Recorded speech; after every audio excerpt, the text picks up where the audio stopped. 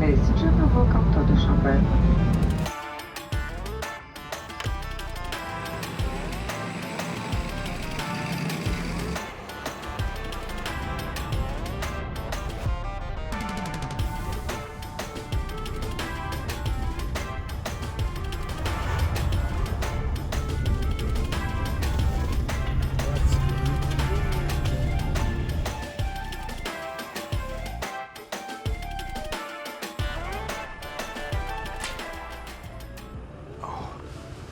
Фу, 5 часов. Целых 5 часов добирались. Плюс 3 часа летели. 10 часов практически.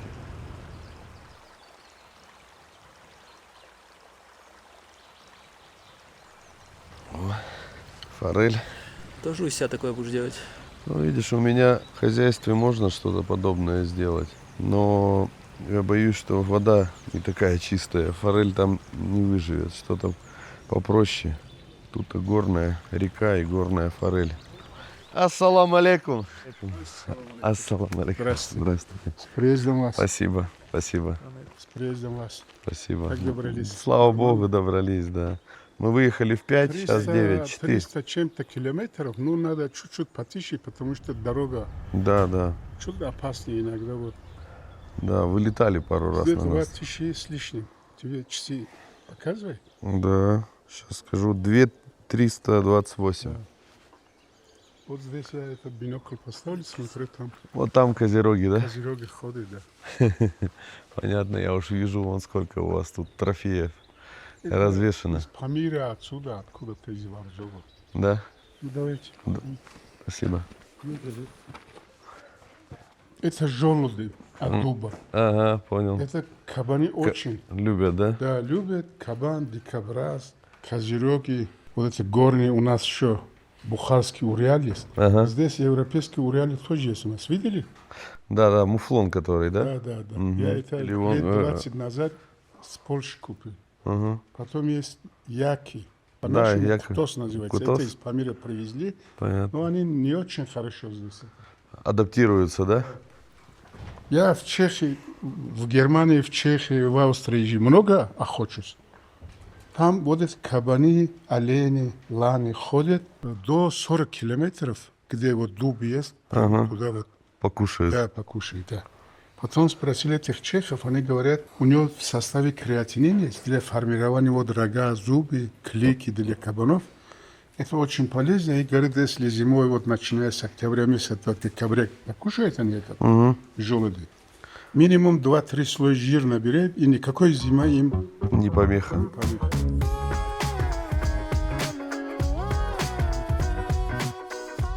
Обычно мы таджики вот так сидим. Угу. Но наши предки, эти шахи-пахи, они на стуле был. Такой рядовой народ, а основном вот Вот так вот на Дастарханах сидел. Рахман. Зариф тоже хороший охотник. Я уже Еще понял. у нас один охотохозяйство есть. Он у моего сына работает. У меня один сын банки, Угу. там 2000 гектаров на берегу реки Вахш. Угу. С левой стороны там тигровый балка, с правой стороны палвантовой называется. Там фазан есть, кабан есть, олень чуть-чуть есть. Угу. Там гиена есть, шакал есть. Гиена? Да. Гиена есть? Гиена другой чуть-чуть. Да? Вот это африканские, они пятнистые. А здесь как у этого тигра полосатый. А по размерам такая же? Да, да. Наверное, это чуть больше еще. Да? Ничего себе. Я один раз, два раз видел, но один раз, где у нас на юге еще другое охотохозяйство есть, там один узбек охранник был у нас. Это пастухи подошли к нему, говорят, здесь какой-то зверь, не волк. Это по-другому называется на таджикском. Говорит, вот это напали на наши это стадо баранов. 16 штук они убили баранов. Говорит, если будешь стрелять, я тебе 2 барана подарю. Это охранника, нашего охранника, сын стрелял его. Сделали чучело такой. Чисто гиена, но полосатый. Угу. Ничего себе. Подвид какой-то, да? Да. Она, наверное, для человека опасная, да? Ничего опасно. Наш тракторист там, знаешь, когда весной у нас много это дождей, Угу. в другие времена нету. Вот он дорогу делает, постоянно размывает дорогу, потом он пойдет дорогу делает, тракторист. Когда там такой подъем, чуть подъем, засмотрю, говорит, с левой стороны там два это стоит гиена. Он испугался и не мог с трактора. Слезть. Да. Сидел, а это, говорит, на меня смотрели, ушли, потом через полчаса, наверное, говорит, в себе пришел, потом завел трактор.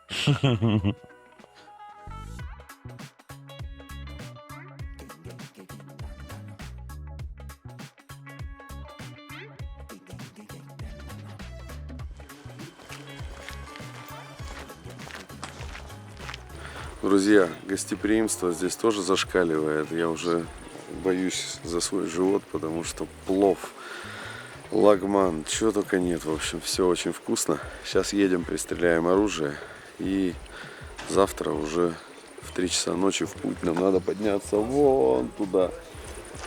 Мы сейчас находимся на 2300 метров.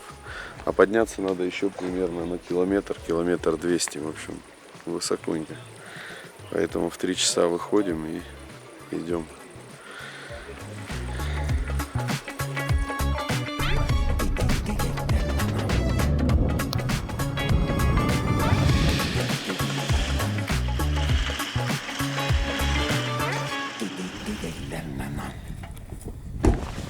Одежда Ремингтон вообще незаменима.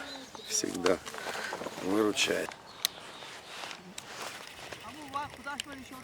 Оптика супер.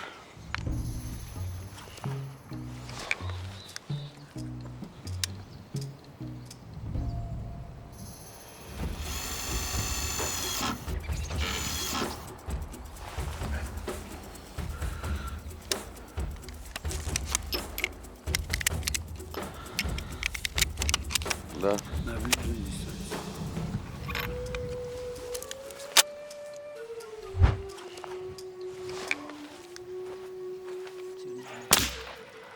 Ох ты. На. Вижу. Видишь? Вижу. Почему так? Сейчас еще раз. На 5 часов получается, да?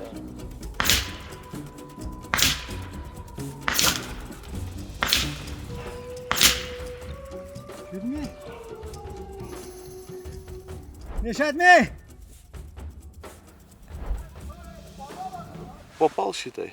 Все разы попал. Да, Поэтому попал. По месту где-то. Ну, по сердцу или не по сердцу, не факт.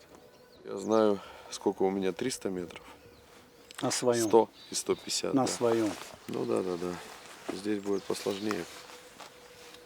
Ну, хай, все выстрелы были вот. Угу. Так, грубо говоря, это все равно зона Ну, он поражения. такой огромный. Ну, да. Попадешь где-нибудь там в легких, по-любому, да. Да. Я даже кабана вот так сидел, так подошел на 3 метра, прям в сердце, вот сюда вот попал, он убежал. И упал там несколько метров. Да, я всегда считал, что надо в сердце попадать. Не, в сердце он убежит. Убежит, ну упадет, он далеко не убежит, упадет. А в легкий на месте прям.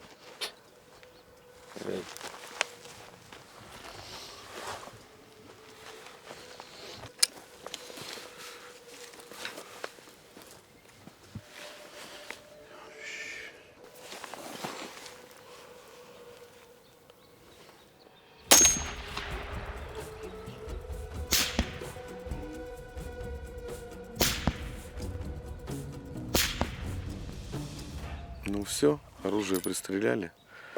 К охоте готов. Сегодня в 3 часа, точнее завтра в 3 часа встаем и идем в горы. И дай бог нам улыбнется удача.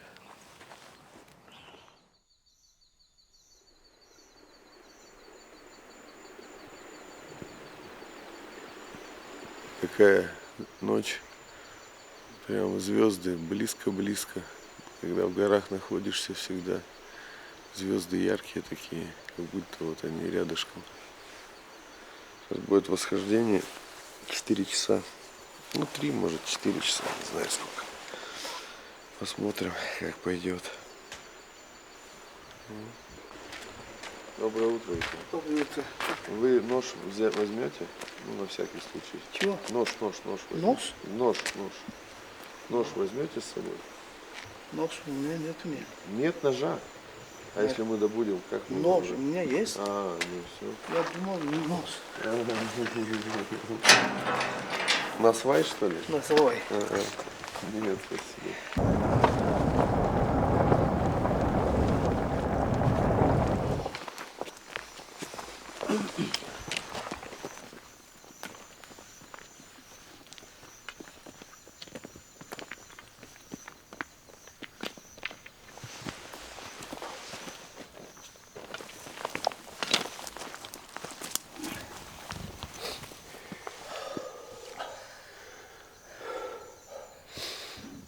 Когда? Гон. Гон. Сейчас самки, говорит, отдельно ходит. А. Самец отдельно. Ну, он же самец, когда зима, ну вот в октябре, он с высоких гор спускается, да? Уже спустился? Да, сейчас. Сзади это в горе. Он туда не ходит. Все сейчас здесь. На эту сторону. Почему не ходит туда? Там трава вот нету. А, травы нет. Здесь много. Каменные ворота называется. Зайдем туда. Это казаки там ходят. Да? Уже ходят, да? Да, там тихое место. Спокойней. Там Ну, небольшие, да? и большие. Большие До тоже? 100 килограммов здесь. Ага. Каменные ворота, ты имеешь в виду вот это вот ущелье, да? Ущелье. До него идти еще час. Да, где-то час ходим там. Браконьеры оттуда ходят, да? Да, браконьеры вот сзади это горе придут.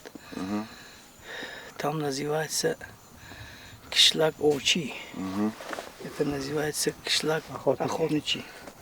Охотники. Так, охотники.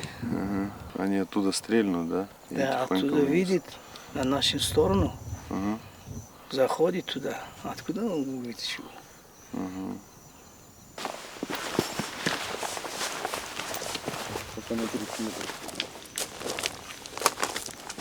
Видишь, медведь потерся.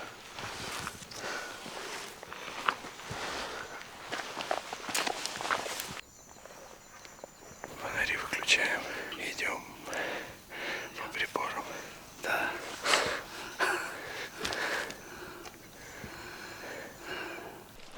Проходить участок подъема через каменные ворота нужно максимально быстро, так как это крайне опасное место. По обе стороны над тропой здесь нависают огромные скалы, с которых в любой момент может сорваться камень. Это может быть как просто случайный камнепад, как и не редкость в горах. Но также камнепад могут спровоцировать и обитающие на вершине козероги.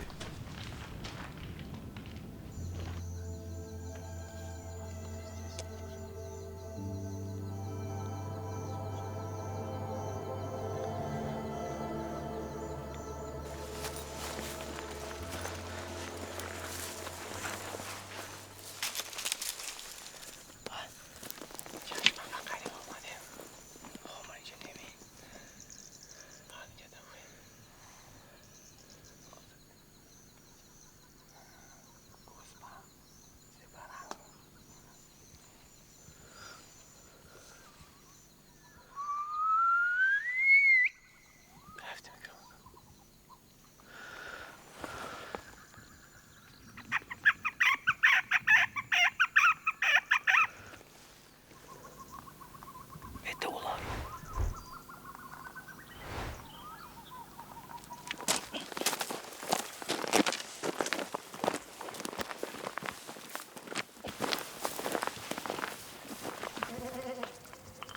Бак вмечал сейчас козерог сделал там.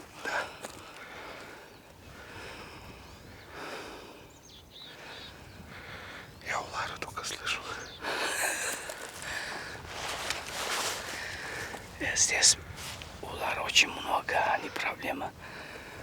Куропатки, это кеклики.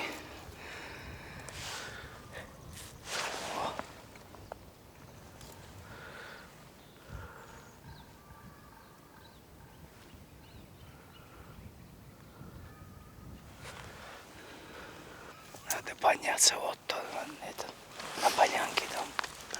Надо подняться оттуда. Видно будет все. Видно будет, хорошо видно будет. Вот туда сейчас ходим. И вот так наверх. Через это ущелье. Да, вот там трава есть. Вот так ходим туда, поднимаемся.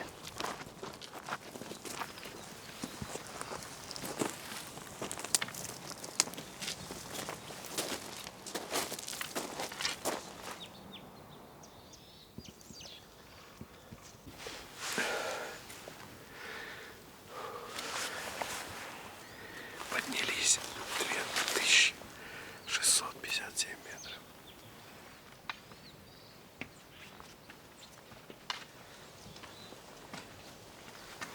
Вот родничок, чашма.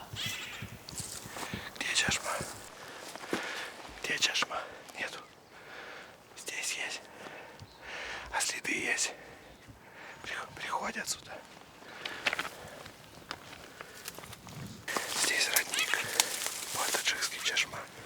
Вот озерок здесь вот приходит, пьет. И вот тропа уходит обратно. Туда, в горы.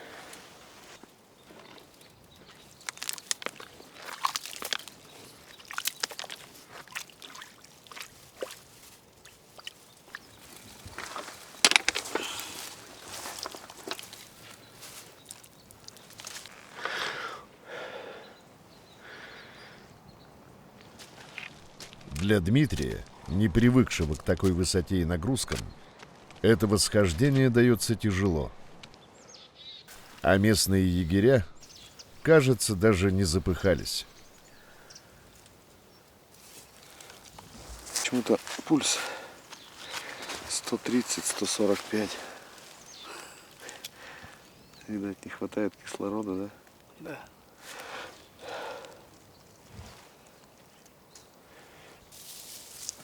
Дальше скалы становятся все круче и опаснее. Если так пойдет и дальше, то скоро охотникам придется карабкаться почти по вертикальной стене. 2 850. Сейчас уже 3000 будет. 4 часа поднимаемся.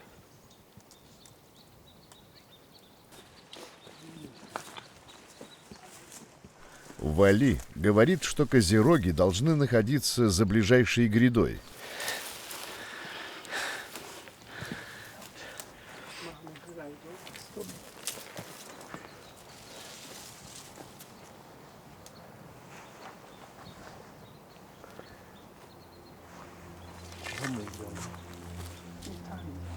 Вот так.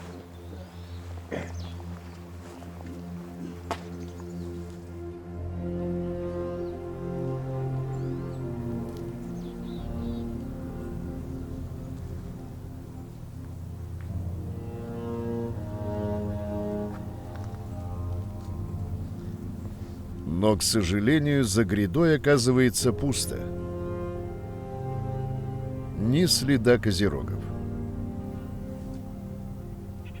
Неужели весь этот подъем был зря?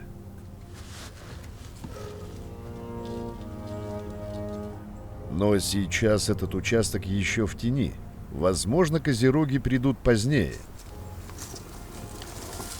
Сидим, ждем. Козерог. Когда они выйдут на солнышко.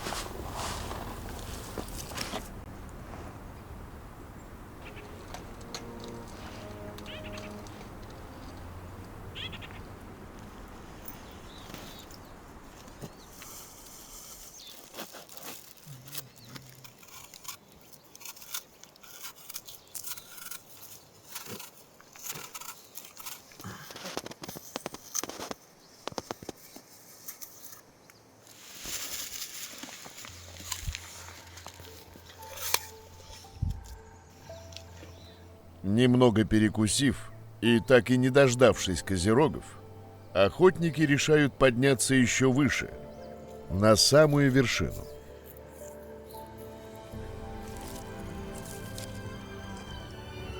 Виды оттуда открываются потрясающие. но козерогов так и не видно.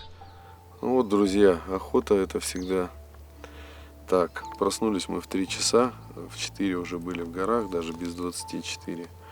И сейчас время 11:40. То есть получается мы 8 часов в горах поднялись на 3 с небольшим.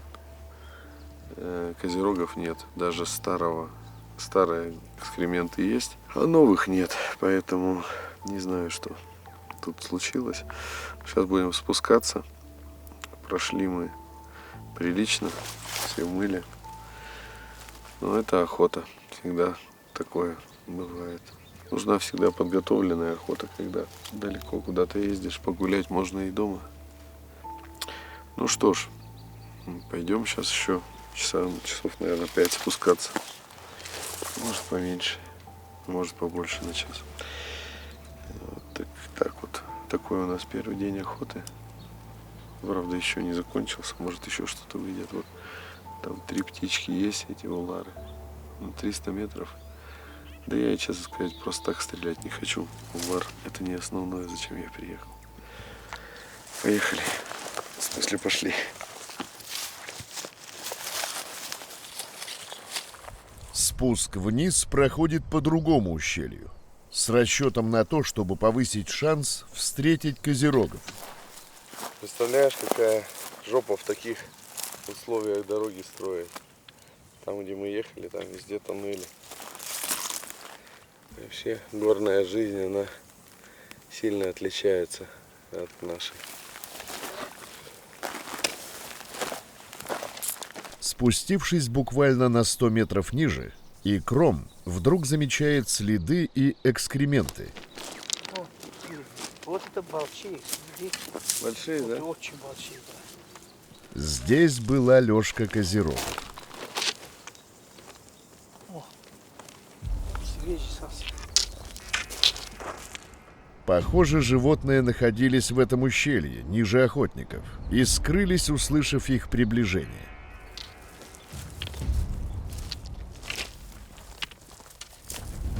Вот он. Смотри, трое, вот. Вот лежит.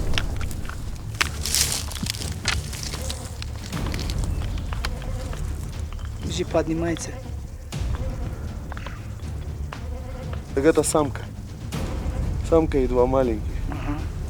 Не, я не буду стрелять. Как быстро. Ты посмотри, как быстро. 5 самец вот туда побежали. Ага. Только эти остались. Оттуда вышли они. Смотри, как поднимаются, как быстро. Минута и полгоры уже нет. Ну, жаль, что самка хорошая. Расстояние сколько тут? 200, максимум 250 метров. Да, такой. Ну, может, завтра найдем других. Ой, а давай стреляй ты. Что говоришь? Али, вали. Вали. Ревали, да.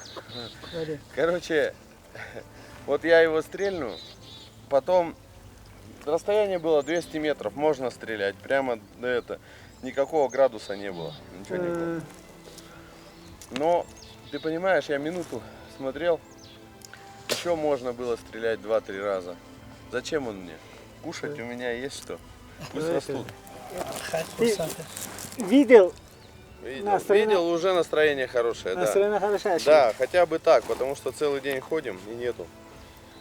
Но стрелять, опять же, все, что не движется, это не моя. Стрелять ба, пустой камень, вот один кул катамада нашлар. Поговаривай, Мери. Шоха колонайку. Это большие самец. Озеро. Там, да? Да. Надо подняться наверх. Пошли. Сейчас? Конечно. Зачем? Завтра же есть. Мне разницы нету. Я понял, ты в лесу можешь спать. Прогулка была прекрасная. Завтра пойдем снова. Что делать, раз сегодня не добыли?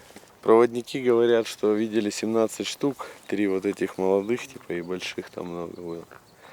Но я их не видел. Поэтому будем считать, что только 3.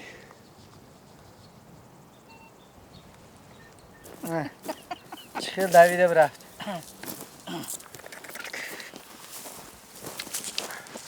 این سنگ دویده رفت. ایشه بینید که اکثر من بود. میغلطم. За 2 минуты поднялся, да? Да, да.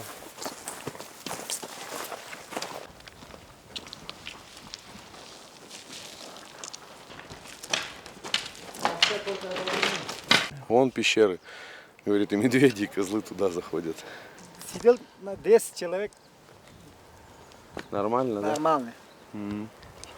А, то есть и козлы там, и люди, все там, да? Если Ну, дождь есть или снег два. будет, А, туда залезаешь, да? залезай Два. и чай готовить, кипяток и костерчик. Хорошо. Там сидит и отдыхает.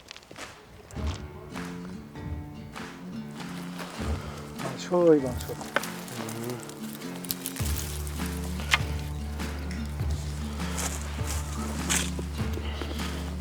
Да.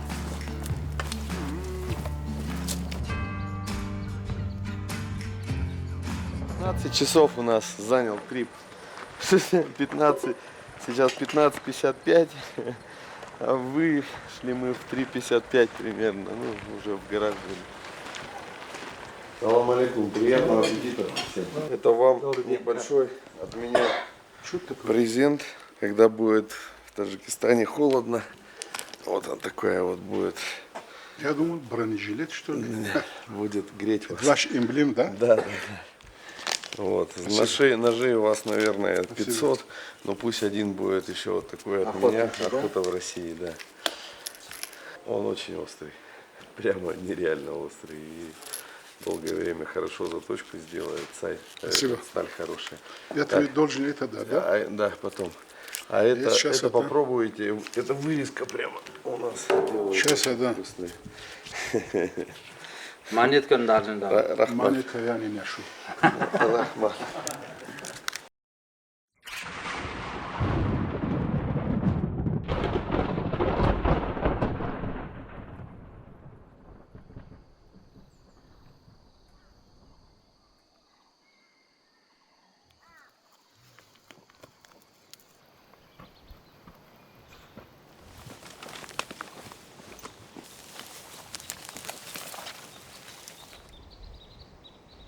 Сегодня утром хотели пойти за Козерогом, но начался дождь. Сильный такой, с грозой, прямо огромный. В горах дождь. Очень здесь скалистая местность. Очень тяжело идти по скалам, можно подскользнуться и оттуда потом на носилках только вытащат. Поэтому решили сегодня не идти, а сейчас немножко дождь прошел, подсохнет и пойдем за Козерогом. Но, оказывается, тут еще есть муфлоны европейские. Поэтому сейчас мы попробуем их подождать. Посмотрим. Может быть, возьмем муфлоны. Если будет хороший трофейный самец. Удивительно. В горах Таджикистана европейские муфлоны.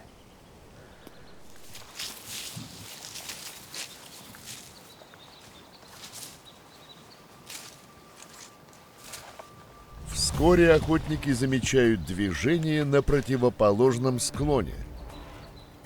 Муфлоны.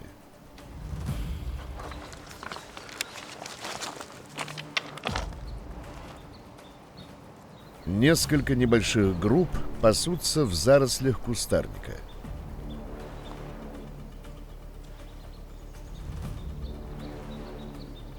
А вот и трофейный самец. Размеры рогов просто колоссальные. Такой трофей упускать нельзя. Но дистанция порядка 400 метров. Для Дмитрия это слишком далеко. Похоже, что несколько самцов решили выяснить отношения. Пока они заняты дракой, они менее бдительны. Охотники решают использовать это, чтобы найти позицию получше.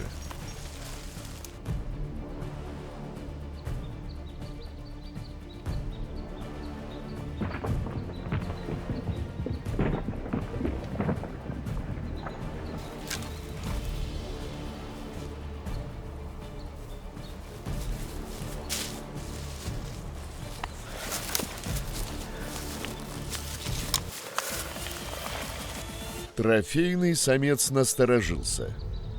Похоже, опыт или чутье подсказывают ему, что опасность близко. Пока охотники меняли позицию, старый самец отделился от группы и начал смещаться выше, а молодые все так же увлечены дракой за самку. Трофейный самец ушел в слепую зону, и охотники уже думали, что упустили зверя. Но у икрома меткий глаз. Да вот он, вот. Вот там. Под кустом. Но дистанция по-прежнему около 300 метров. Большой самец. Самец залег в траве и смотрит прямо на охотников. Пора стрелять. Другие муфлоны, находящиеся в стороне, тоже заметили гостей и начали убегать. Скоро по цепной реакции в движение придет все стадо. Чтобы произвести выстрел, есть буквально несколько мгновений.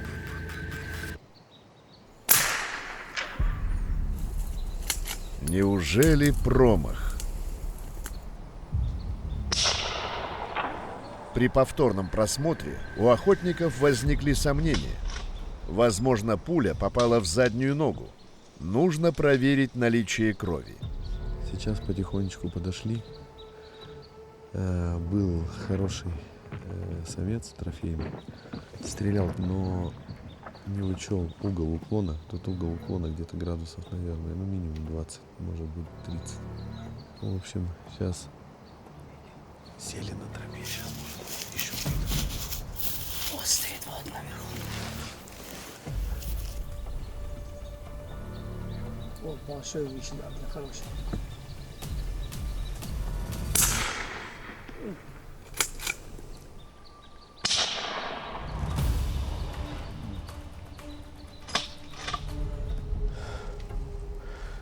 Друзья, вот иногда, честно сказать, руки просто опускаются и не хочется ничего снимать, потому что каждый раз, каждая съемка охоты — это, достаточно такое нервное мероприятие, потому что то оператор не увидел, то еще что-то, то вот человек кричит, понимаете, как бы постоянно какие-то помехи. И поэтому, когда я читаю какие-то добрые комментарии, в кавычках, то хочется, иногда хочется назвать русским словом, как бы, нехорошим этих людей, которые пачкают кнопки у телефона. Вот сегодня мы охотимся уже 4 часа. 4 часа пытаемся добыть муфлона, еще его самое главное снять, потому что уже раз 5 было. Сначала мы были в одном месте, они пришли на кормежку, потом пошли на водопой, где они ходят. И вот и то до сих пор столько времени и не можем взять. Вали поднимается на гору, чтобы посмотреть кровь.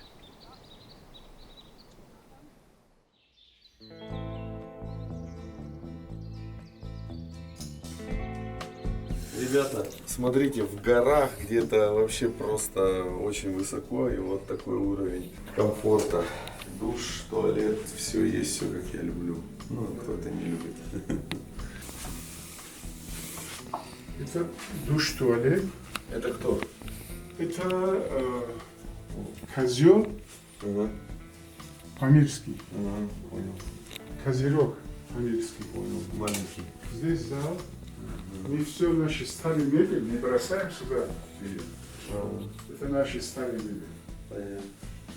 Это Расул комната. Он когда сюда едет, дедушка. Вот Расул это. Я в больнице лежу в Германии. Вот его столько. Сейчас ему 27 лет. Это я на севере республики. За 2 дня по 2 часа охотились. 86 гусей стреляли. Вот когда сильные заморозки. Это Расул Бухарского Уриана. Не он стрелял, но А там рысь, да? это рысь здешний, да. Да, отсюда. она не такая большая. Да, который здесь. на этот капканы поймали. Красиво. Такое убранство, связанное с национальным каким-то подходом и главное с охотничьей темой, что видно, что вы просто на охоте, в общем, помешаны. Видно, сколько вы времени уделяете. Это еще ходили, туда пойдем, потом увидишь там целый дворец. Это спальня. Газовая печка, электропечка, отопление, все. Это я. Это тоже я. Это в Чехии я стрелял. Маленькие рожки. Косули, да, косули. Там один чех был такой мародер или не знаю кто. Он, если браконьер сказать, хуже браконьер он, знаешь, он мне говорит, пусть стреляет косули. Я говорю, нет, хватит, 3 стрелять. Вот давай по $100 дай. Там же $300-400 было. $100 дай. Стреляй. Это не браконьер. Вот когда вот строили вот этот контейнер, видишь, вот кромче там стоит. Это я в Испании тоже стрелял, когда охота на мантере. Солиным были там. Это не браконьер, это жадный до денег, дай хоть сколько-нибудь $100, да? Я мародер или браконьер, не знаю кто.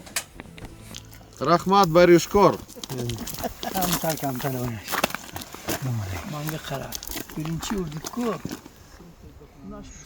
Вали говорит, что нашел небольшую каплю крови, но больше ничего.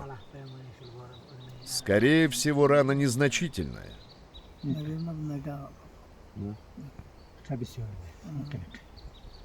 Потому что, когда вы стреляли, рикошет дал.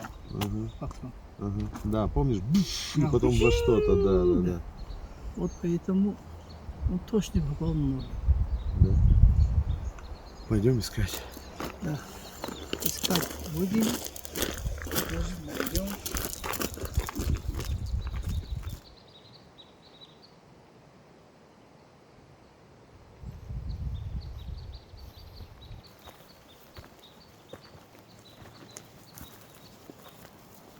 Заранил самца. Так интересно. Он начал с другим драться. Наблюдали за ними. Где-то час, наверное. Сейчас идем, попробуем взять с подхода. Бараны уже легли. Сейчас попробуем с подхода взять. Я поменял ствол, потому что из того ствола.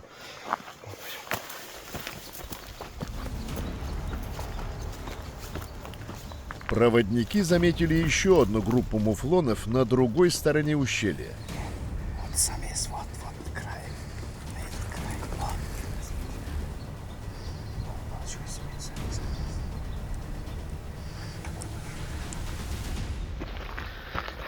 Не стал стрелять. Тоже хороший трофей, но мне нужен тот вот с такими круглыми рогами. Дальше охотники разделяются. Вали и Икром обходят стадо ниже по склону, а Дмитрий занимает позицию сверху. Муфлоны уже начеку, и, скорее всего, они услышат охотников и пойдут вверх.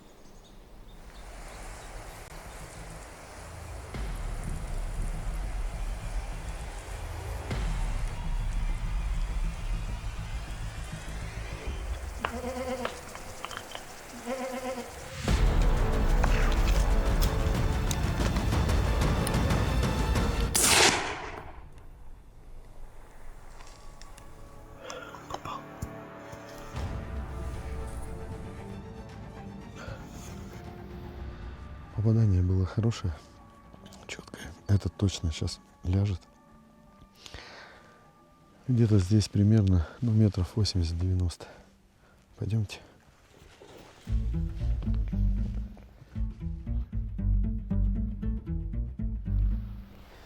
Вот кровь.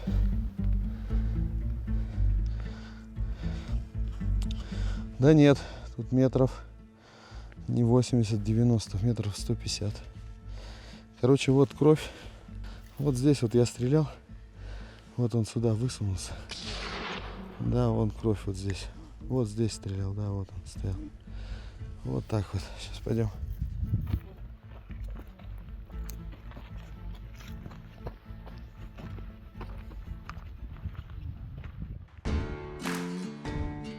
Сейчас я вам покажу, какое решение я сделал. Я же тоже купил охотхозяйство, вот в феврале буквально. И надо было тоже к сезону все построить. И я вот, Домики, да? да, я построил, вот река у меня. И вот модульные дома построил. За 3 месяца все вместе уже с оборудованием. За 2 месяца построили дома. Недели 2 сделали все и коммуникации, протянули. И еще недели 2 оборудовали дома. Ну, там эти посуда, то, другое. В общем, вот такой вот, ну, я считаю, что для охотничьего хозяйства вообще просто красота. И там и тепло, и светло. Сейчас покажу. Вот ко мне приезжали мои братья сербы. Постреляли косуль. Ну, вот это хороший трофей. Да. Вот это хороший, но вообще бриллиантовый. В последний день охоты они его увидели. Вот тоже хороший трофей. Ну, в России косули большие они. Да, да. И рога большие там. Это европейские маленькие они. Да, да, да. Вот флаг России, флаг Сербии и флаг нашего клуба «Инстинкт». Вот так вот внутри в домиках. Это вот вид из окна. Кровати либо вместе сдвигаются, если в зависимости от Это пожеланий. домики деревянные, да? Да, дерево все. Внутри отделка тоже в основном дерево. Видите, вот доска. И в принципе они получаются. Это ну, вот вечером, да. Вот так вот. Не было ни часа свободного времени. Минуты иногда не было с этой стройкой.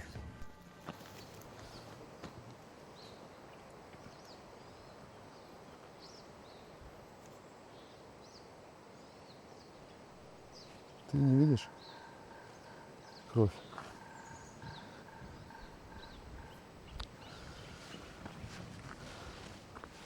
Попал в легкие.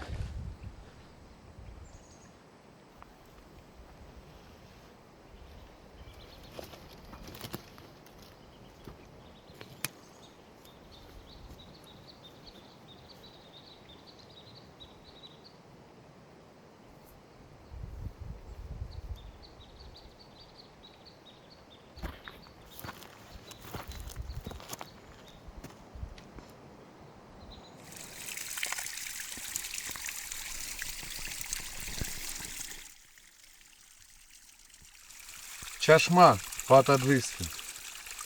Родник. На этот родник дает всем зверям здесь жизнь, потому что и зайчики, и птички, и все его пьют. И мы тоже попьем.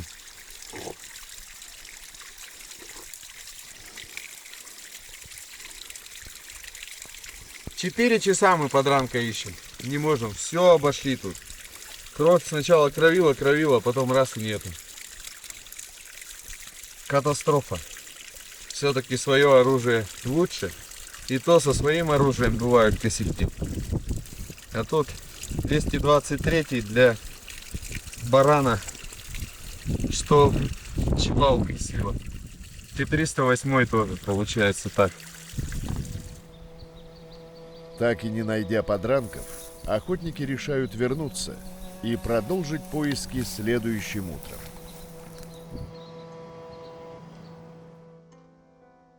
Вау, вот это да, ну, это красота. Это у нас африканский туда, это европейский, это вот таджикский здесь. О, мархур, Да. мархур, дай бог. Это не очень другой большой. раз. Еще и это Марко Поло, да? Да. Вот он какой. Это красивый. козерог маленький памирский, Ага, тут 2 Марко Поло, это 1 мархур.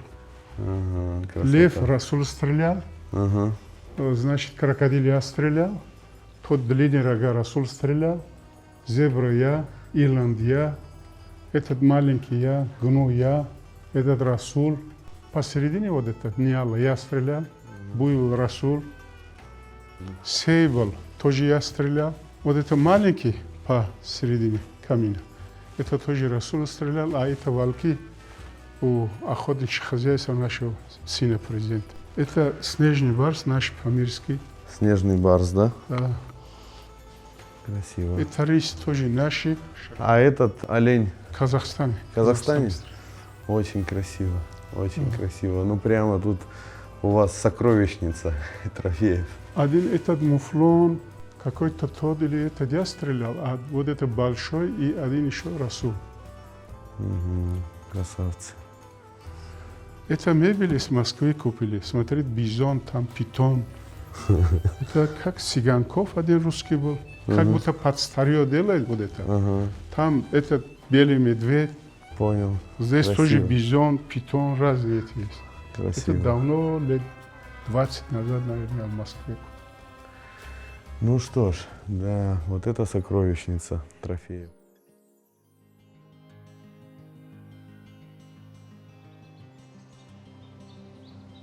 Утром Дмитрий вновь выдвигается в горы.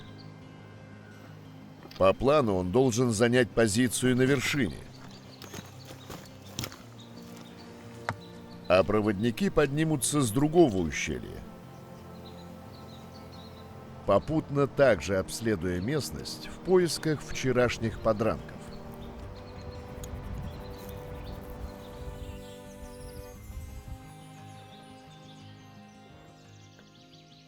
Интересное решение. Снизу, видите, сделан склад. Там можно еду для кабана, для подкормки хранить. И вот такая вот вышка. В европейском стиле сделана. Посмотрим, что внутри. Осторожно, скользко. Подмерзла.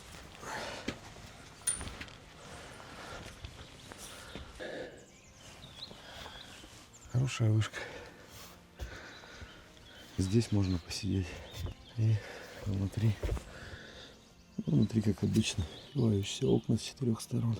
Здесь тоже окно открывается. Все обшито, чтобы не брякало ружье. Хорошая вышка. Погода в горах очень переменчива. К полудню набежали тучи, и на горы стала опускаться пелена тумана. Это может значительно осложнить охоту. Здесь займем позицию, обзор хороший. Сегодня 3-й день охоты. Вчера целый день пробегали, проискали подранка. Ранение было не сильное.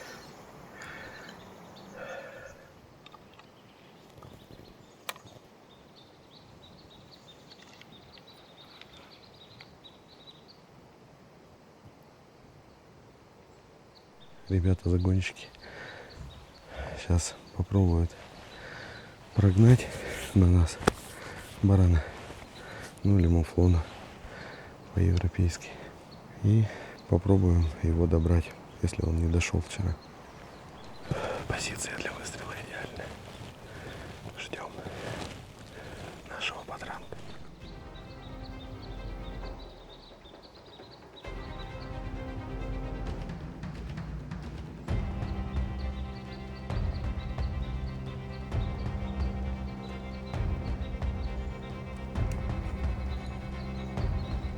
Муфлоны обнаружили загонщиков и пришли в движение.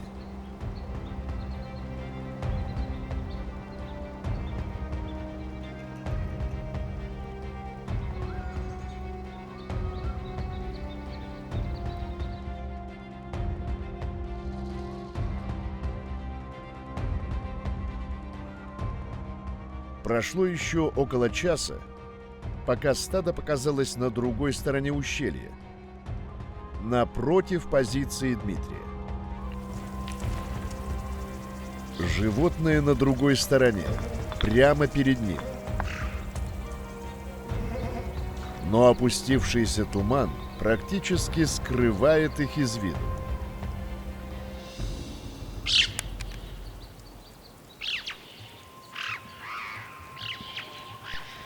Видите, какой туман. Фух. Да.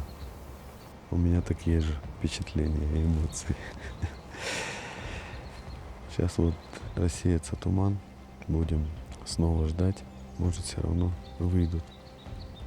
Сейчас вообще ничего не видно, молоко сплошное.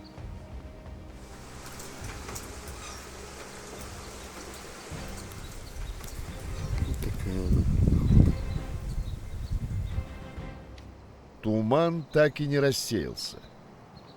Но егеря сообщили по рации, что им удалось найти обоих вчерашних подранков. Один к этому времени уже дошел сам, а второго добрал икром.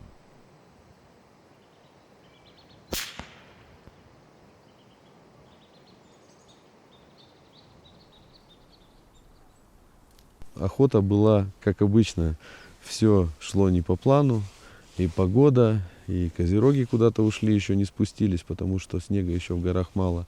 Вывод сделал такой, что все-таки охота в горах, она с кондачка не проходит, потому что это пристрелка, потому что так убиваешь ноги. И когда убиваешь ноги, понимаешь, что лучше на земле, да, или внизу где-то хорошо тренироваться, и тогда уже идти на охоту.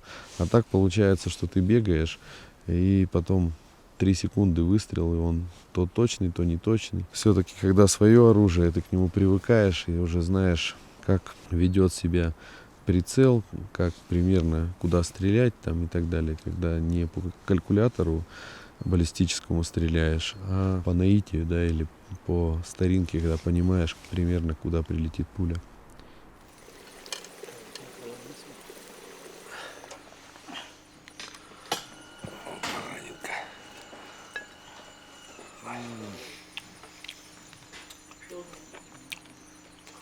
Как мед. У Дмитрия остался еще один день в запасе, и утром он намерен вновь отправиться в горы.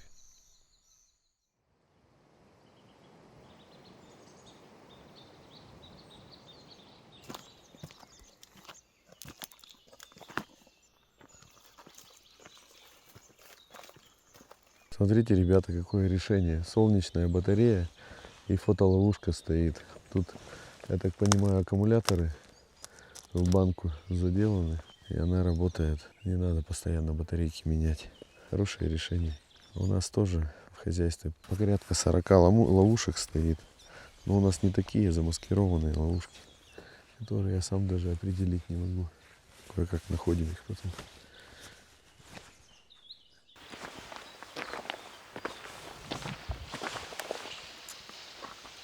Видишь, снег уже поднялся на горах. Мы ходили в первый день, ни снежинки не было, поэтому козероги не спустились. А сейчас вон уже сколько снега. Сейчас козероги будут спускаться вниз. Значит, еще раз сюда поедем.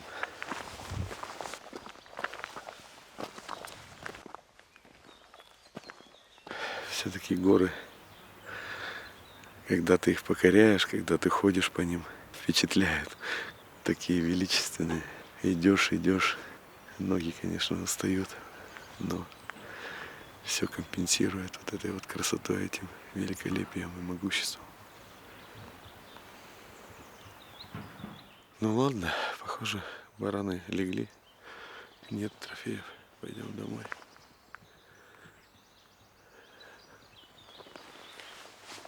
Удача, не благоволившая Дмитрию все эти дни, внезапно решила преподнести прощальный сюрприз.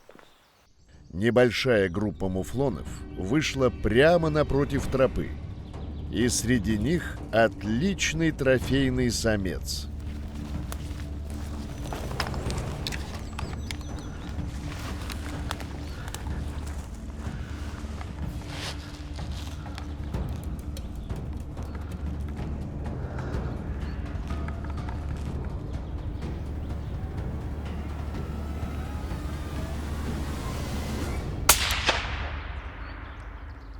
Есть. Есть. Есть, ребята. Вообще просто как в сказке.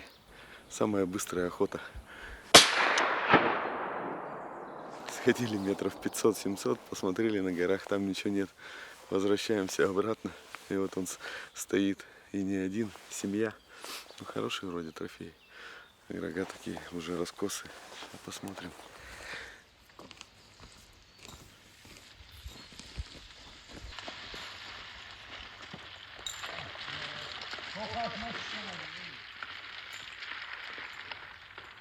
Вчера пришли на базу, а Манулох Укумович говорит, возьми другого, возьми побольше, как бы есть лучше трофеи. Я говорю, хорошо, утром схожу, если удастся по-быстрому. И действительно, сегодня самая быстрая охота. Один выстрел точно попал в цель. Хороший ствол. Вот. Приятный такой выстрел получился. Так что 3 барана у меня теперь есть в коллекции. Я очень счастлив, ребята. Кто-то скажет, то не то, это не то. Знаете, мы прошли за 3 дня, наверное, километров 30-35. Так в мыле были. И поэтому для меня это охота очень интересная. Трудовая получилась. По горам попробуйте столько побегать. Сейчас егеря вытащат трофей. Сделаем его по грудь. Такой, чтобы был. Спасибо тебе, Таджикистан, за эти трофеи. Но приедем сюда за другими. За Нархуром, за Уриалом, Марко Поло. Это все здесь есть, в наличии. Если кому интересно, можем вместе сюда приехать. Я организую охоту, поохотитесь, получите большое удовольствие. Пишите мне, ссылка будет в описании. Уезжаю я со спокойной душой. Очень счастлив, что удалось добыть вот такой трофей. Один выстрел, очень четкий, потому что, ну, говорю, к оружию все равно надо привыкать. Ну и трофей этот, ну, действительно прямо красавец. Амнулло Хукумович, спасибо вам большое за охоту. И вам спасибо. Это просто... Почаще приезжайте, видели? Но если будет возможность, вот приедете, поедем на юг, посмотрите там. У нас там тоже несколько мест охотничьих хозяйств. Угу. Смотрите. Можно, короче? Козерог. Здесь. Да, здесь. Здесь козерог, кабан, улар птица, куропатка, вяхр, голуби. Ну, есть, которые не... медведь. Медведь и муфлон. Да, муфлон. В общем, ребята, я по заданию нашего клуба здесь все поохотился, получил колоссальное удовольствие, просто гостеприимство зашкаливает. Сюда нужно приезжать, сюда нужно ездить к такому вот гостеприимному хозяину, уважаемому очень в Таджикистане человеку. Дай ему Бог здоровья. Вот. С вашего позволения мы водрузим здесь нашего клуба флаг для того, чтобы вы вспоминали потом, что мы здесь были, и чтобы ребята, спасибо, которые приедут, наши, они снова будут рады этому. Хорошо, Давайте. спасибо.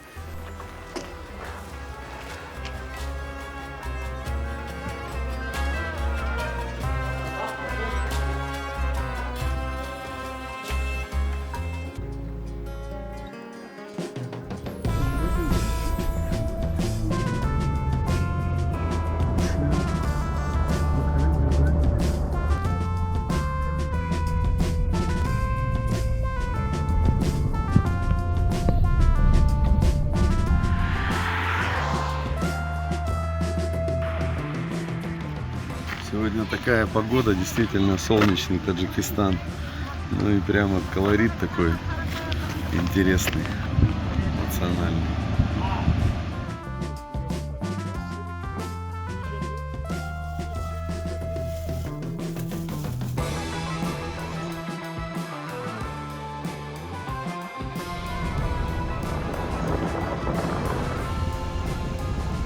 Я сейчас просто, знаете, пребываю в шоке, потому что мы проехали сейчас по улицам Душанбе за 20 лет. Просто, ну, не то что колоссальное, а вот такой вот скачок. Потому что весь город просто как райский сад, вот как позади меня. Мечети, дороги, ну, столько видно, что все вкладывается в республику. Заслуживает большого уважения. А так сюда приехать и просто покушать, погулять. Безопасность, все на высшем уровне. Это просто, ну, очень приятно, потому что я знаю, что такое республика была, в каком состоянии 20 лет назад. И в каком она сейчас находится, это просто небо и земля, ребята. И вот когда едешь по городу и думаешь, некоторые говорят, надо власть менять каждые 4 года. Так вот, где она меняется постоянно, где одни временщики, там райсада нет. Нет хозяина и нет людей, которые бы смотрели вперед и планировали там не на год, на два, а вот такими вот десятками лет, а может быть и сотнями. Поэтому то, что сделал Эмомали Шарипович со своей командой, вот насколько он преобразил страну, даже не богатая страна, но насколько она красивая, как он это сумел сделать, это просто заслуживает большого уважения. Весь город прибран, везде чистенько. Сейчас Рустам Эмомалиевич занимается городом, но тоже видно, что все расстраивается и везде есть прогресс. Это очень ценно, поэтому, знаете, если говорить о том, как лучше вот так, когда люди приходят и правят страной долго и ведут себя как хозяева, а не как временщики. Поэтому приезжайте сюда, здесь не только хорошие трофеи, но здесь еще и очень гостеприимные люди, и есть на что посмотреть, и есть что вкусного покушать.